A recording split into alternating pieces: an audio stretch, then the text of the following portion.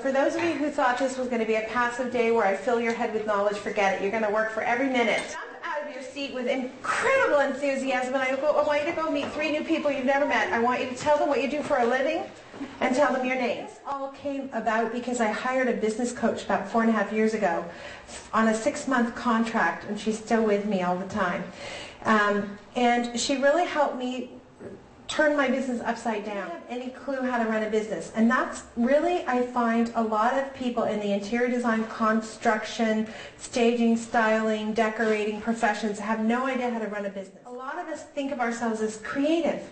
I'm creative, I'm creative, I'm creative. Well, creative gets you only, a quarter of the way through a project. The 75% that remains is strictly business. I tried to explain to her that in our business you don't understand, but we're not always on time. We're not always on budget. And she said that's not good enough. If you were a bank, you couldn't survive. You have to do it. In Business of Design 1, we spend a little time talking about labels, because what I've noticed frequently in these courses, and it didn't happen today, but it does happen, is you're at a party and somebody says, what do you do? And you say something to the effect of, well, I'm kind of sort of just starting out doing a little, decorating or, staging, but, I want you to know that there's no point in your career where you're there. There's no point in your career, whether you're your first week on the job or your 20th year, where you've arrived and you're done, unless you're thinking of retiring. I thought the purpose of my life was to serve my business.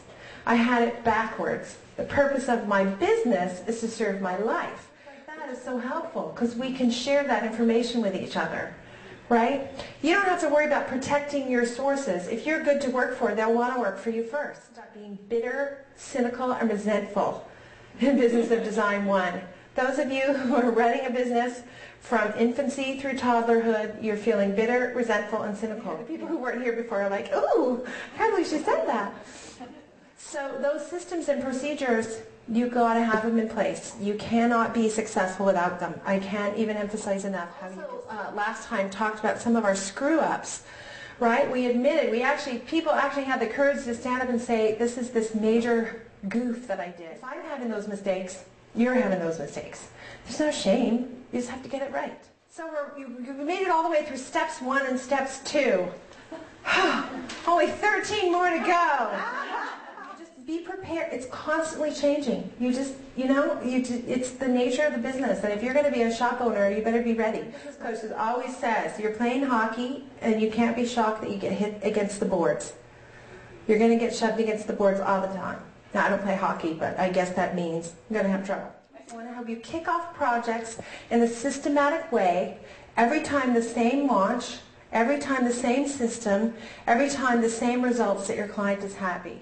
We're going to spend an enormous amount of time on contracts today, and they are an important part of your systems. Budgeting, how to budget for a project, how to get that budgeting right every single time so that you fulfill on what you promised your client every single time without exception. Also, during this stage, design concepts and design development stage, I want to go through the billable hours. So that's what the 5-year vision is about.